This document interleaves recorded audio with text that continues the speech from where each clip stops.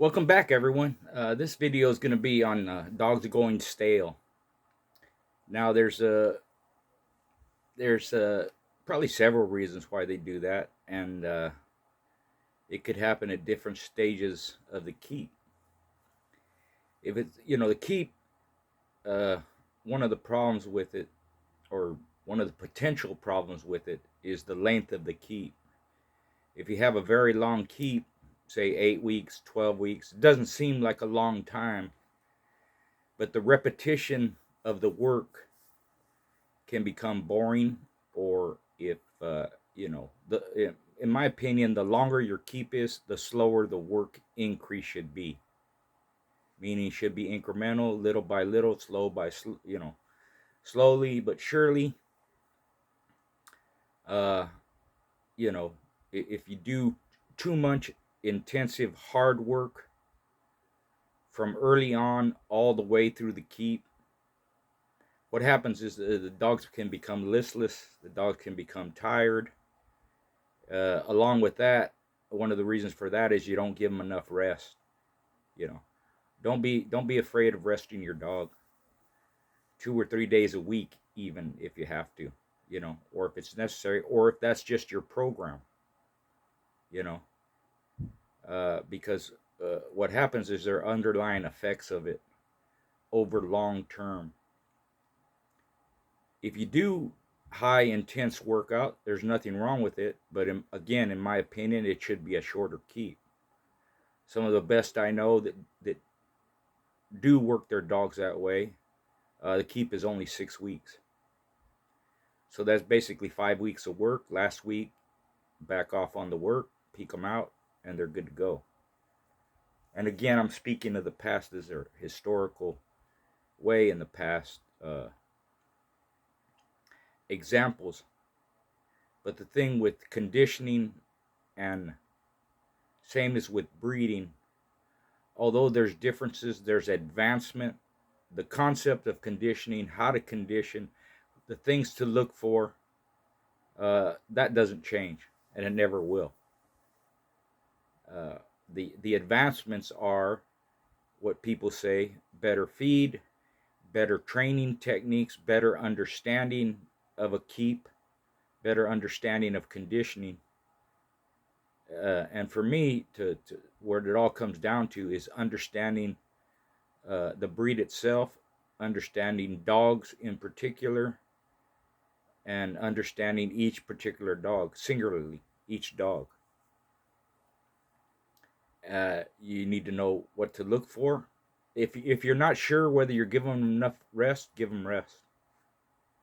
If you're not sure, how much is too much or how much is not enough, it's always best not enough. One of the key factors when I condition a dog, on every work day that's his work day, I want the dog wanting more, being able to do more. I don't like to see them go in their doghouse and not come out, or laid out, too tired to move, or sore, or anything like that. You should always leave them wanting more. Now, that's where the idea of, well, maybe it ain't enough. Well, if you're increasing the work, and then when you stop each individual workout, if they want more, as long as they want more at the end of the workout, you're good, because you've increased the work. So whatever your time limit is, let's say when you start out, it's the whole thing, first day takes 10 or 15 minutes, 5 minutes. Doesn't seem like much, but you're building them up. You're starting off slow, building them up. Of course, they're going to be raring to go because it's not a lot of work, but you've begun the program. A week later, that has been increased. 2 weeks later, that has been increased. 3 weeks later, 4 weeks later, 5 weeks later, all that has been increased. But yet the dog is still good to go, still wants more. Doesn't mean you don't get them tired, you do. It doesn't mean that they don't have to recoup during the workout, or take time to cool down or recoup. after a workout, they do. But you've increased the work. You just don't want them to the point where they're blowed out. That's always should be saved for the day of the show. So if you find your dog becoming listless early on or mid keep, uh, becoming stale, it could be that they just need more rest. It could also be, and we didn't have this back in the day, at least I didn't in my area, and a lot of people I know didn't have the opportunity or to do a blood count. So you had to look at other factors. How's the dog working? How fast is his recuperation? How's he feeling? What's his attitude like? Are his eyes clear? Are they, uh, is there a lot of white foam coming out of his mouth? Is he reacting negatively? Some dogs will puke if you push them too far, just like human athletes will. I've done that myself. When I've pushed too far, you puke. Are their gums white or are their gums pink? If their gums are white and they become stale, the dog becomes stale or acts listless or tired, doesn't have that jump to his stride, it could be that the dog's anemic, may require more iron, more B12. Uh, so those are factors that people had to learn when conditioning dogs or understanding dogs before all the medical science was available, before the HCT and the full blood count and all that was available. And people ask me, let's put it this way, I've asked a lot of people, what's the best blood count for a dog? And within that, you get different opinions, and there's different reasons why. It could have to do with the temperature, could have to do with the altitude, could have to do with a lot of factors. But generally, with asking so many people, and even I know veterinarians in Mexico, and even I have relatives that are in that field. I can ask them some questions. Generally, the count was between 43 and 50. I know some like it as low as 43, some prefer 45, some 46. I know some like it at 50. One top guy, that's his mark. He likes it 50-50, and that's the red blood cell count. So with that, you get some variance, but if your dog is healthy, if he's working good, if he doesn't become listless, if he doesn't become too tired, then he doesn't go stale. And like I said, a lot of it with those long keeps is just the repetition of it. They get bored, especially if you're using like a cat mill or a treadmill, something where they're in place and they're not moving about like natural work would be. The difference with natural work in that respect is the dog, it's like when you take them out, whether it's hand walking or road work or, taking them out in the fields like I used to do. I take them out into an empty field where there's a bunch of squirrel holes. They would go from hole to hole digging, and it just gets their senses up, and it keeps them interested, and they dig and dig and dig and go to another hole. Sometimes they would pull a squirrel out. Most of the time they wouldn't. They're so dug in deep, even rabbit holes. That the dog can't get to them, but they'll dig like crazy trying to get to them because they smell it. It's all over the place. It's almost like catnip to them because they go here and there. They smell it's coming from all directions. So it keeps them interested. They don't get bored doing the same repetition over and over and over, even though you're increasing the time or you're increasing, you're increasing the time on certain contraptions.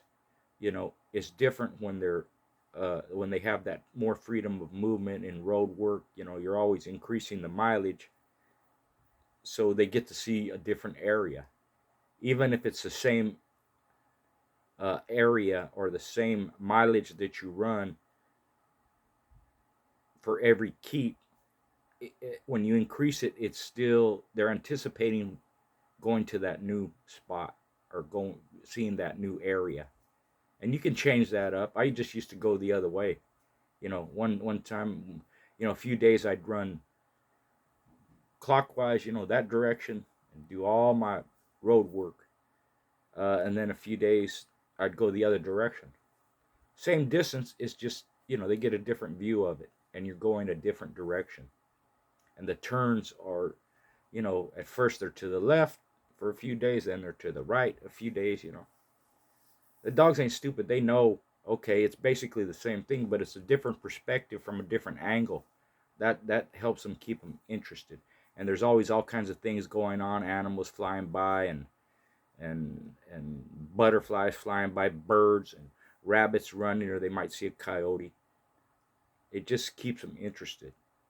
So if you see your dog going stale earlier on or midway through the keep, it could be uh, a blood problem, an anemic problem, or it could be that they're just tired, or bored, didn't have enough rest. You pushed them too much. When it gets later on in the keep, and even I've seen this happen, I've had it happen to me, uh, later on in the keep, the last week even, last few days even, is you've missed their peak. They've already come up to peak, and now they're on the downside of that peak. You passed it. That'll make them go stale too. They have to cycle through, and once they've come up to peak, they're going to cycle through on the downside of that, just like they would after a competition. And what's happened to me a few times is they'll start gaining weight. Rather than coming down in weight, they'll start gaining weight. And if it's done right, they'll come down to weight, and then you hit the mark, and you're good on that day to go.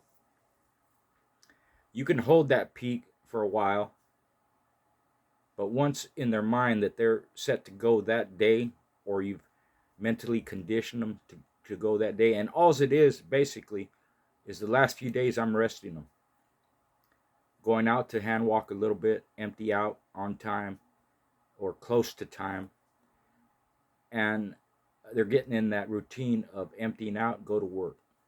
Well, they're not going to work because I'm backing off on the work. So it's not a lot of hard work, and then the last 2 or 3 days it's no work, it's just a walkout. That helps them peak. But if they've come to that peak mentally and physically, then, and it's a few days or even a day before, 2 days, 3 days, a week before, right? In their mind and their body, they've come up to peak.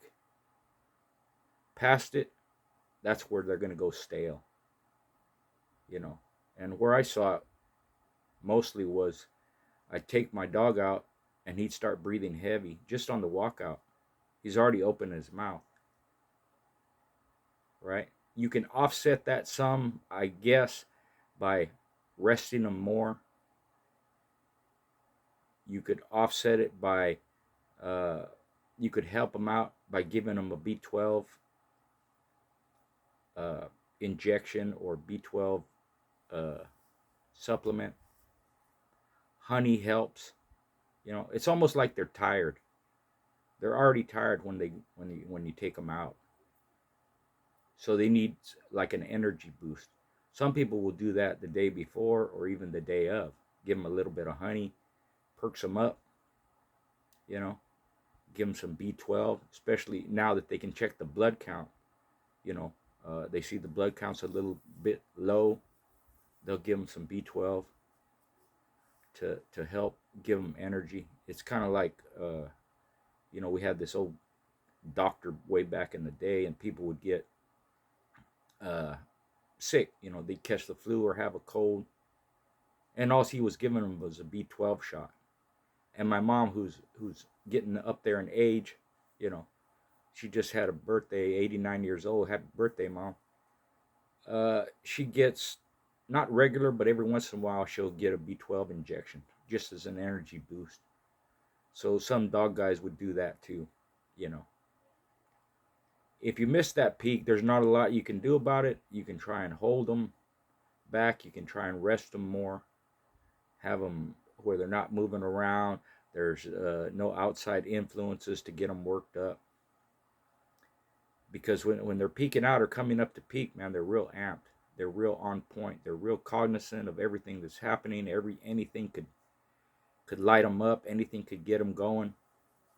And once they get going, it's hard to settle them down. You're just wasting that peak. They're just using it up. So there's different factors on why dogs go stale. You just have to pay attention to the dog and see what he's showing you. And back in the day, really the only way to tell, other than the dog's attitude and his gait, how he's walking and how he feels and how alert he is, you know, the end result of the show would show you whether you hit it right or not. You can feel it. You get a feel for it, the way the dog's acting, the way he behaves.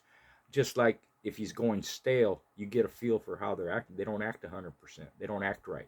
They don't walk right. Their attention span is short. And that's one of the ways to tell, hey, something's off on them. Just like when you hit it right, they're right on time. They're very sharp, very energetic. Last day or two of the show, they might be climbing the walls, just amped. Sometimes they're trembling, especially the day of, especially when it's right before the show. They just have that nervous energy. So that's a little bit about dogs going stale. You know, I've talked about it in other videos. You can go back and look at them and compare. There might be more information I gave on them, or I might have given some information in this one that coincides with the other video. But it's just something that came up. Somebody asked me to talk a little bit about it. Let me know what you think.